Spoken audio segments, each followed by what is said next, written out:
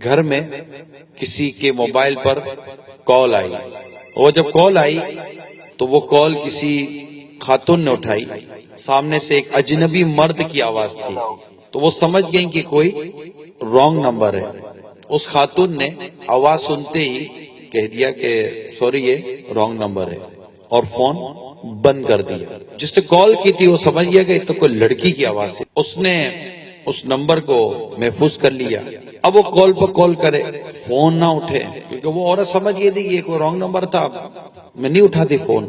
اب جب اس کا کال اٹینڈ نہیں ہوا تو اس نے میسج کرنے شروع کر دیے۔ ایک دن اس نے پھر کال کی۔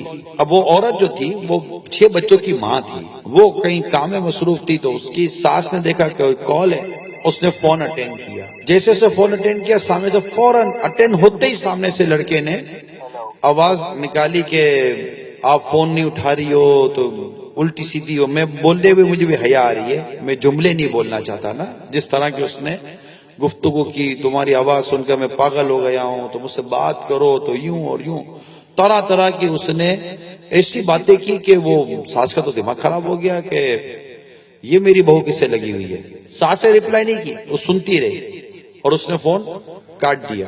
رات کو اس کا بیٹا آیا، یعنی اس عورت کا شوہر آیا، اور ماں نے بیٹھ کر بیٹے کو اپنی بہو کے بد چلن ہونے کا بیان شروع کیا کہ مجھے تو نہیں پتا تھا کہ ہماری بہو ایسی ہے، اور اس نے بہو پر الزامات لگانے شروع کر دیے۔ وہ شوہر کو عجیب جاہل قسم کا شخص ہوگا، بیوی کو اس نے تو جو مارنا پیٹنا شروع کیا۔ وہ بولے، اس کی سنے کون؟ میری سنو تو صحیح، اس کی سنے کون؟ وہ ادھر مار رہا ہے، ادھر مار رہا ہے، مارتے مارتے اس کو تو اس نے حالت بری کر دی۔ اتنے میں پھر اس کی ساس اور اس نے شوہر نے مل کر اس لڑکی کے بھائی کو فون کیا کہ ذرا آؤ دیکھو تمہاری بہن کیا گل کھلا رہی ہے۔ بھائی اور اس لڑکی کی ماں بیٹی کے گھر پہنچے کہ کیا ہوا، تو اس نے تو تانے، تمہاری تربیت ایسی، تم یہ ایسے، تمہاری بیٹی نے ہماری عزت کو تباہ و برباد کر کے رکھ دیا، فلاں فلاں فلاں۔ اور وہ بھائی بھی کوئی دور جاہلیت کا کوئی پتہ نہیں کیا، اس نے کوئی ادھر کا کوئی کچھ پیار رکھا تھا کیا تھا، اس نے بھی نہ آؤ دیکھا نہ تا، اس نے بھی بہن کو دے مار تھپڑے ماری، مارا ہماری بہن۔ بولے بھائی میری بات سنو تو صحیح، تو نے ہماری غیرت کے جنازے نکال دیے، ہماری عزت کے جنازے نکال دیے، بے غیرت، یہ وہ جو سمجھ میں آئے اس نے بہن کے ساتھ سلوک کیا۔